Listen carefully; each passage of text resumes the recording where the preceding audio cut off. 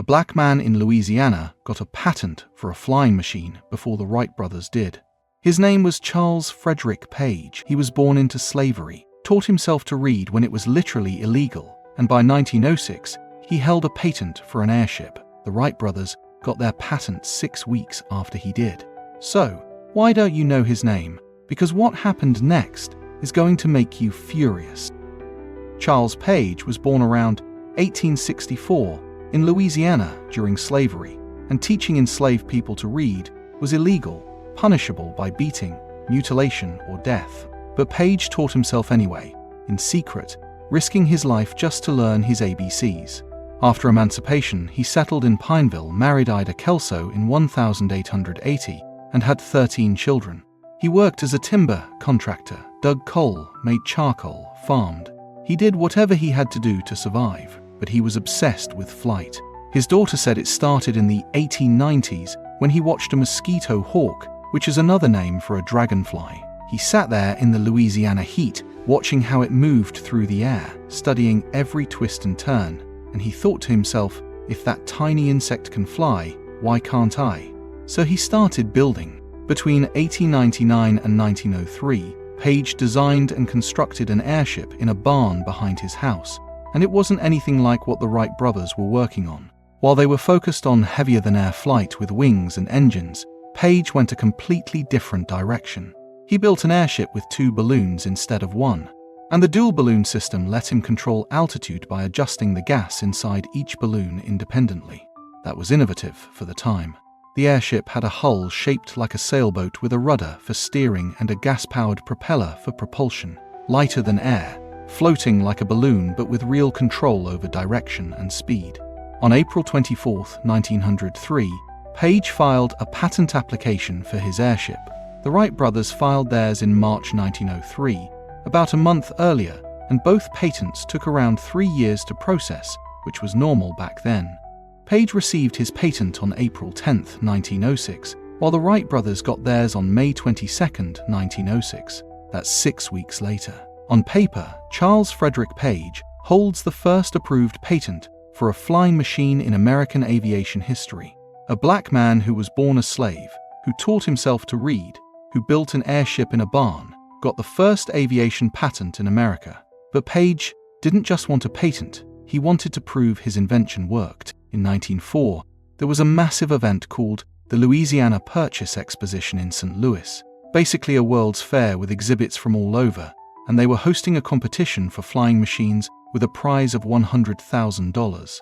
In today's money, that's about $3.3 million. Page took every penny he had saved and built a full-size working model of his airship. He tested it at home in Pineville. His family watched it fly. His neighbors saw it, and local newspapers wrote about it. The Weekly Town Talk in Alexandria covered it in April 1906, saying the invention had merit and represented a notable addition to air navigation. This wasn't just a theory or a drawing. It was real, and it worked. So Page carefully packed up his airship and shipped it by train to St. Louis, planning to follow it there, demonstrate how it flew, win that prize, and change his family's life forever.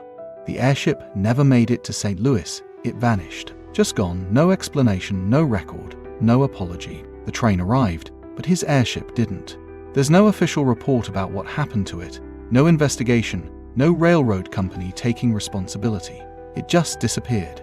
Now, there's no document that explicitly says someone stole it or destroyed it, because Page was black. But let's talk about America in 1904.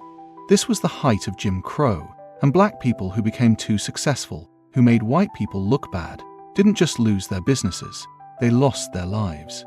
Tulsa's Black Wall Street was destroyed in 1921, Rosewood, Florida, was wiped off the map in 1923, and lynchings were common. Theft was even more common. White people would steal inventions from black creators, file patents under their own names, or just take credit for work they never did, and if a black person tried to fight back, they could end up dead. That was the reality of 1904 America. Historian Michael Wynn, who spent years researching Page's story, says a black man had the audacity to try something no one else had done, to compete on a national stage, and in 1904 America, that was dangerous. Joseph Page, Charles's grandson, believes the model was stolen or destroyed specifically because his grandfather was black. Someone saw that a black man built this incredible machine, that he might actually win this competition and become famous and wealthy, and decided that couldn't be allowed to happen.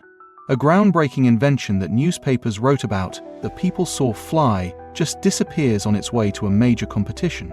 That doesn't happen by accident. The loss destroyed Page. He had put his entire life savings into that airship, every dollar he'd ever earned, gone. But worse than the money was the emotional devastation. He had poured years of work into this, all his dreams, everything he hoped for his family, his chance to prove himself to a world that saw him as less than human. All of it was invested in that machine, and it was just taken from him. Page never built another airship because he couldn't. He had a family to feed, and he'd already gambled everything once. The risk was too high, and the disappointment was too crushing. He didn't have another life savings to invest, so he turned to other work, farming, making bricks, producing coal, carpentry. He did whatever he could to serve his community and take care of his family. Joseph Page says his grandfather had to care for his family and never saw an opportunity to gather that amount of money again. He wasn't going to deny his family a decent living to chase another dream that might get stolen, so he never pursued aviation again, and that's the tragedy. Who knows what else Charles Frederick Page could have invented? Who knows what other innovations died with that airship? And here's the worst part. His name disappeared too. While the Wright brothers became legends, while every kid in America learned about Kitty Hawk in school, Charles Frederick Page was erased. His achievement, his patent, his innovation, all of it was buried under the weight of racism and forgotten by history. For over a century, nobody talked about him outside of his family. No textbooks mentioned him. No museums displayed his work. No history documentaries told his story. Aviation history books would go into detail about all kinds of early flight attempts, but Page's name was nowhere to be found. It was like he never existed. His descendants knew the truth and passed the story down through generations, but to the rest of the world, he was invisible. Think about what that means. Think about how many kids grew up believing that only white men invented things, that only white men were smart enough to innovate, that only white men contributed to American progress. And it's not true, but when you erase people like Charles Frederick Page from history, when you bury their achievements, that's the message you send. In 2020, things started to change. Michael Wynn, a writer and amateur historian, began digging into Louisiana aviation history looking for local stories that hadn't been told, and he found old newspaper articles from 1904 talking about a black man in Pineville who flew an airship. At first, he wasn't sure if it was real or just a tall tale, but Wynn kept digging. He went through patent records, and there it was. Charles F. Page's patent, filed in 1903, granted in April 1906. He found the drawings, the technical specifications, everything. The story was real. Wynn spent years collecting every piece of evidence he could find. He tracked down Page's descendants and heard the family stories that had been passed down for generations, found more newspaper articles, more documentation, and he started telling people about it. He published a book in 2022 called Charles Frederick Page and Leo Ortego, Heroes in the Birth of Aviation in America. In 2023, Pineville finally put up a historical marker recognizing Page's contribution to aviation. It's just a plaque, but it matters. It means his name is now permanently part of the town's history. The Louisiana State Museum created an exhibit called Pioneer Skies, From Freedom to Flight, featuring Page's story alongside other black aviation pioneers. Then, in July 2024, they unveiled an exhibit at Louis Armstrong New Orleans International Airport. Travelers from all over the world, especially people getting on and off planes, can now learn about Charles Frederick Page. They can see his patent drawings, read about his airship, and understand what he accomplished. Joseph Page, now an old man himself, drove down from Alexandria for the airport unveiling. He said it was significant not just for his family, but for all of central Louisiana. His grandfather was finally getting the recognition he deserved. After more than 120 years, the truth was finally coming out. But Joseph also said something important. He thinks whenever the Wright brothers are mentioned, his grandfather should be mentioned too. Not instead of the Wright brothers, but alongside them. Both invented flying machines, Both filed patents around the same time. Both contributed to the dream of human flight. The difference is one of them got celebrated and the other got erased. Page's approach was different from the Wright brothers, but it wasn't less valid. They focused on heavier-than-air flight, using wings and aerodynamics, while Page focused on lighter-than-air flight, using buoyancy and gas-filled balloons. Both approaches had merit. Both showed incredible innovation. Both represented different paths to solving the same problem. How do we get humans into the sky? The Wright brothers' design eventually became the standard for modern airplanes, but that doesn't mean Page's design was wrong or useless. Airships and blimps are still used today for specific purposes. The Goodyear blimp flies over sporting events. Airships are used for advertising, surveillance, and research.